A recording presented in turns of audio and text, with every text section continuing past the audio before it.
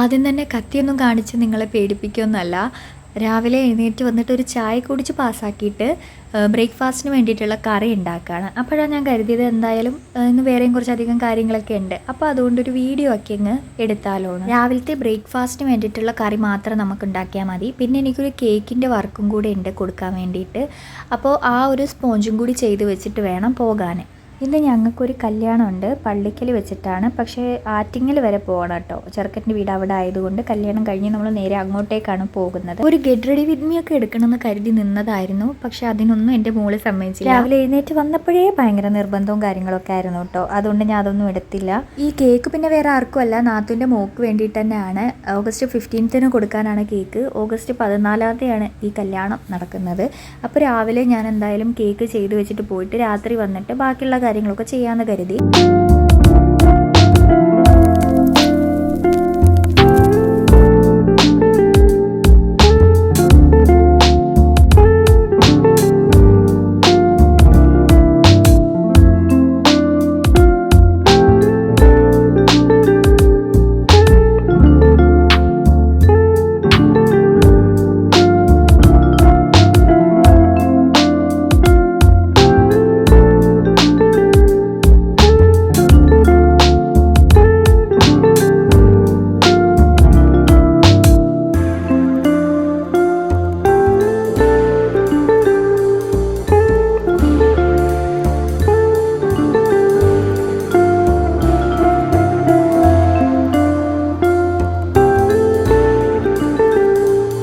കുളിച്ചൊക്കെ ഒരുങ്ങി ഇറങ്ങിയപ്പോൾ തന്നെ 10:30 മണി കഴിഞ്ഞിട്ടുണ്ടായിരുന്നു. കാറിലാണ് ഞങ്ങൾ പോകുന്നത്.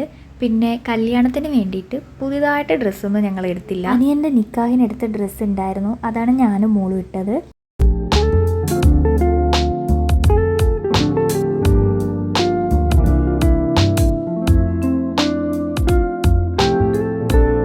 ഈ ഒരു സ്ഥലം ചടയമംഗലം കഴിഞ്ഞ്, അതായത് പള്ളിക്കൽ എത്തുന്നതിന് മുമ്പിട്ടായിട്ടൊരു ഏരിയ ആണ്. അടിപൊളിയാട്ടോ നേരിട്ട് കാണാൻ വേണ്ടിയിട്ട്. അതുകൊണ്ടാണ് ഞാൻ വിഷ്വൽ എടുത്തത്. അങ്ങനെ ഈ കാഴ്ചയൊക്കെ കണ്ടിങ്ങനെ പോയപ്പോഴത്തേനും നമ്മുടെ ഓഡിറ്റോറിയം എത്തിയിട്ടുണ്ടായിരുന്നു. സുമിയ ഓഡിറ്റോറിയത്തിൽ വെച്ചിട്ടാണ് നടന്നത് കല്യാണം. പക്ഷെ അപ്പോഴാണ് ഞങ്ങൾ ആ യാഥാർത്ഥ്യം മനസ്സിലാക്കുന്നത്. ചെറുക്കൻ്റെ വീട്ടിൽ നിന്നൊന്നും ആരും എത്തിയിട്ടുണ്ടായിരുന്നില്ല.